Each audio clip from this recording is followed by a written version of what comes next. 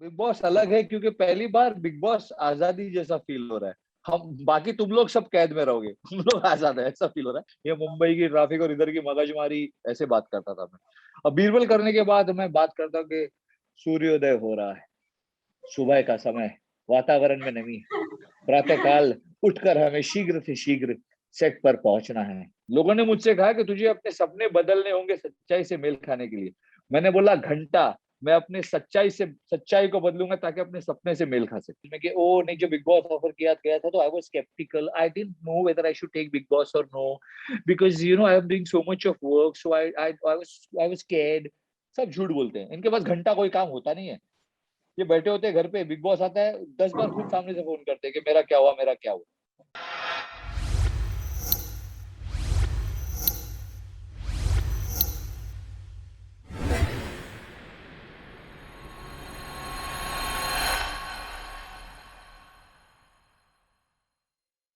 Hi, this is Vishal Kotin and you are watching me on Delhi Chaska. तो हाय विशाल, सबसे पहले congratulation for big boss. आप big boss में entry लेने वाले हो, तो कितनी एक्साइटमेंट है आपको?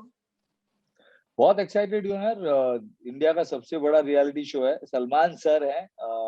पैंडेमिक के बाद ये पहला काम है।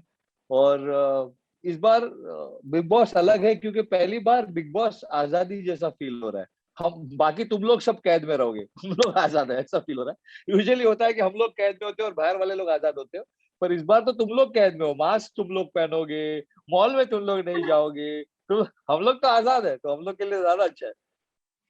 ओके, बट मैं तो डबल वैक्सीनेटेड हूँ, तो आई कैन गो एनीवेयर।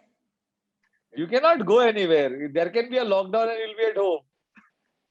ऐसा होना नहीं चाहिए. I'm hoping that doesn't happen. Everybody is safe on a better note. But because वक्त ऐसा आया है कि इतने दिनों से हम या सब घर पे ही बैठे हैं ना, तो बिग बॉस का हाउस अब इतना वो जेल जैसा नहीं लगता। वहां पर कम से कम मास्क पहनने की बंदिश नहीं है। देयर इज, लोगों से गले मिल सकते हैं यार वहां पर हम। सो वो सब अच्छा है यार। So it feels nice getting into the house at this point of time. Okay, and जैसा कि आपने कहा सलमान सर से आपकी मुलाकात होगी, तो उसके लिए पहले से आप कितने बड़े फैन हैं या आपकी उनसे पहले मुलाकात हुई है? सलमान खान सर से बहुत बार मुलाकात हुई है, लेकिन वो मुलाकात का मुकालात ज्यादा हुई है क्योंकि सलमान सर ऐसे आते थे, मैं हाय बोलता था, वो हाय बोलते थे और चले जाते थे। Because of course I have met him on social platforms. हम या कलर्स की पार्टी में, या फिर पहले वो जब 10 का दम करते थे तो सोनी की पार्टी या में। या या मेरी कोई पहचान नहीं है उनसे, मैं जानता नहीं हूँ उनको, तो बट फैन रहा हूँ, इसलिए जब भी दिखते हैं तो हाय बोल देता हूँ। जैसे कोई भी फैन बोलता है वैसे। तो of course he will surely know me by face, but जानते नहीं है। तो सलमान सर का मैं बहुत बड़ा फैन रहा हूँ बचपन से। मैंने बचपन से उनकी सारी फिल्में देखी है। मैंने अपना 4th स्टैंडर्ड और 9th स्टैंडर्ड सलमान सर की वजह से स्कूल की फीस भरी है, क्योंकि मैंने उनकी 2 फिल्मों की टिकट ब्लैक की है। 4th स्टैंडर्ड में मैंने उनकी वीर गति फिल्म थी, वो ओके। इतनी पॉपुलर फिल्म नहीं थी। सलमान सर का कोई फायदा नहीं हुआ, मेरा ज्यादा फायदा हुआ उस फिल्म से, क्योंकि उस फिल्म की टिकट ब्लैक करके मैंने 4th स्टैंडर्ड की फीस भरी। और बंधन, जीजा जी जो बोलेंगे मैं वो करूंगा, वो बंधन नाम की एक फिल्म थी, वो फिल्म की टिकट ब्लैक करके मैंने 9th स्टैंडर्ड की फीस भरी है। तो मैं बहुत ही गरीब छोटे इलाके से आता हूँ। दगड़ी चाल नाम का इलाका है मुंबई में, जो गुंडागर्दी के लिए मशहूर है, जो दबंगाई के लिए मशहूर है, जो हिम्मत के लिए मशहूर है। मैं वहां से आता हूँ, और वहां से मैंने बहुत मुश्किलों के साथ जिंदगी पार की है। तो इसलिए सलमान सर को मैं थैंक यू जरूर बोलना चाहूंगा जब मैं मिलूंगा, क्योंकि इंस्पिरेशन रहे हैं मेरे लिए। मैं ये बोलता हूँ हमेशा कि अगर मैं सलमान सर का एकलव्य हूँ, जैसे द्रोणाचार्य को पता भी नहीं था एकलव्य कौन है, लेकिन एकलव्य था, वैसे सलमान सर को पता ही नहीं है विशाल कोटेन कौन है, लेकिन विशाल कोटेन है। तो मैं सलमान सर का एकलव्य हूँ। ओके, या तो इसके अलावा बिग बॉस के घर में एंट्री होने से लेकर स्ट्रेटजी की बात करें, तो क्या आपका गेम प्लान है या क्या स्ट्रेटजी है? मेरा कोई गेम प्लान नहीं है, मैं जैसा हूँ वैसे ही बहुत अच्छा हूँ। मैं अपनी सारी खामियां, सारी बुराइयों के साथ, अपन जैसा है वैसा एकदम कड़क है। तो मेरे को कोई प्लान बनाने की जरूरत है? प्लान तो वो बनाते हैं जिनको खुद पर विश्वास नहीं होता, भरोसा नहीं होता। मैं जैसा, वो आमिर खान ने कहा था 3 इडियट्स में कि परफेक्शन को इम्प्रूव करना डिफिकल्ट है। सो मैं अपने आप को अब क्या इम्प्रूव करूं? So I am the way I am. मेरी सारी बुराइयों के साथ मैं ऐसा ही हूँ, और मैं जाऊंगा, अपना गेम खेलूंगा शिद्दत से, लोगों को एंटरटेन करूंगा, क्योंकि मैं चाहता हूं कि जब मैं घर से अगला सीजन जब आए तो लोग याद रखें कि कोई एक ऐसा कंटेस्टेंट आया था जो झगड़ा भी करता था, जो लड़ता भी था, जिसकी बॉडी भी अच्छी थी, जो इंटेलिजेंट भी था, जो टपोरी भी था, लेकिन सबसे बड़ी बात वो एंटरटेनिंग बड़ा था। वो ओके है ना, वो तो है एंड अलबेला हजारों में अकेला। या एब्सोल्युटली एंड हमने आपको इंस्टाग्राम पे काफी सारे फिटनेस वाली फोटोज देखी है एंड मॉडलिंग वाली पिक्चर्स देखी है। Then coming to the serial Akbar का बल बीरबल में आपने बीरबल का कैरेक्टर प्ले किया है जो काफी ज्यादा मशहूर हुआ। एंड बिग बॉस के घर में बीरबल का जो दिमाग है उसकी काफी ज्यादा जरूरत लगती है, तो वो किस तरह से आप यूज करने वाले हो? मैंने कहा कि बीरबल ने मुझे बहुत कुछ सिखाया है, बिग बॉस के हाउस के लिए ही नहीं, बिग बॉस हाउस तो मुझे तब पता ही नहीं था कि पता नहीं मैं जा पाऊंगा या नहीं, लेकिन जिंदगी में बीरबल ने मुझे बहुत सीख दी है। जिंदगी में बीरबल ने मुझे जिंदगी का सलीका सिखाया है, जीने का तरीका सिखाया है। तो बीरबल होता है ना, जब when you play a character for so long, मतलब मैंने या 1200 एपिसोड्स किए हैं बीरबल के, तो उसका एक अंश आपके साथ रह जाता है। जैसे कि मैं जब पहले था, मुंबई का टपोरी बोलता, बाप आज सुबह सुबह उठने वाला है, बहुत मगजमारी होने वाला है, जिंदगी अपनी ले रे लिए बाप, ये मुंबई की ट्रैफिक और इधर की मगजमारी, ऐसे बात करता था मैं। अब बीरबल करने के बाद मैं बात करता हूँ कि सूर्योदय हो रहा है, सुबह का समय, वातावरण में नमी, प्रातःकाल उठकर हमें शीघ्र से शीघ्र सेट पर पहुंचना है। आज दिन भर बहुत ही परिश्रम होगा, कठिनाइयां आएंगी, लेकिन अंत में जो सुकून मिलेगा उसकी अपेक्षा कर रहे हैं हम। So this is the difference that Birbal has made to my life. And मजा आएगा। बीरबल की बुद्धि, कहीं बीरबल जी का आशीर्वाद है ऊपर से कि थोड़ी बुद्धि उनकी आ गई है मुझ में, वो बुद्धि का प्रयोग मैं बिग बॉस हाउस में जरूर करूंगा। साम दाम दंड भेद जो चाणक्य नीति है उसका इस्तेमाल भी करूंगा, लेकिन किसी का दिल नहीं दुखाऊंगा, किसी के पीठ पीछे वही बोलूंगा जो उसके मुंह, पीठ पीछे मैं हर किसी के बोलूंगा, लेकिन सिर्फ वही बात बोलूंगा जो उसके मुंह पे बोलने की हिम्मत रखता हूँ। और मैं चाहता हूँ कि लोग भी मेरे साथ ऐसे ही करें, लोग मेरे बारे में बात करें, बुरा बोले, मुझे कोई फर्क नहीं पड़ता, लेकिन सिर्फ वही बात करें जो सामने बोलने की हिम्मत रखते हो, क्योंकि पीछे से तो बुजदिल और डरपोक बोलते हैं, इसलिए वो तुम्हारे पीछे है। ओके एंड कई बार घर में जाने से फिटनेस जो है तबीयत जो है उस पर काफी ज्यादा असर पड़ता है।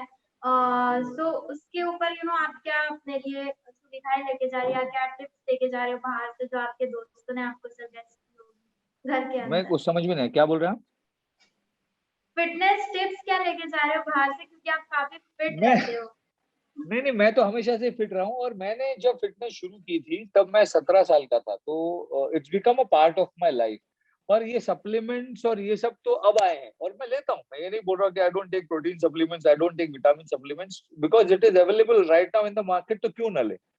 लेकिन जब मैंने शुरुआत की थी तब तो हम कट्टे कच्चे अंडे के साथ मतलब क्या होता था, मैं जहाँ जिम था वो जिम एक गराज के पीछे था, तो बाहर निकल के आते थे तो अंडे वाला होता था।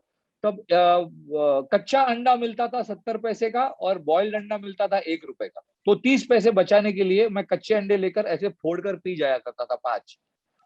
तो मेरा तो सर्वाइवल ही जंगल में हुआ है। तो मेरे लिए ये सब चीजें मायने नहीं रखती, because it's a way of my life. मेरे लिए, मैंने जैसे कहा कि बाकी सब चीजें लग्जरी ही है, मैं ये जीवन कभी जिया ही नहीं।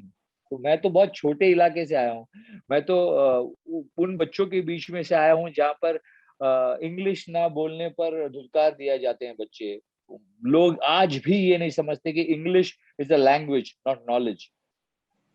अंग्रेजी भाषा है, ज्ञान नहीं। लोग आज भी ज्ञान को अंग्रेजी समझते हैं, जो कि सही नहीं है।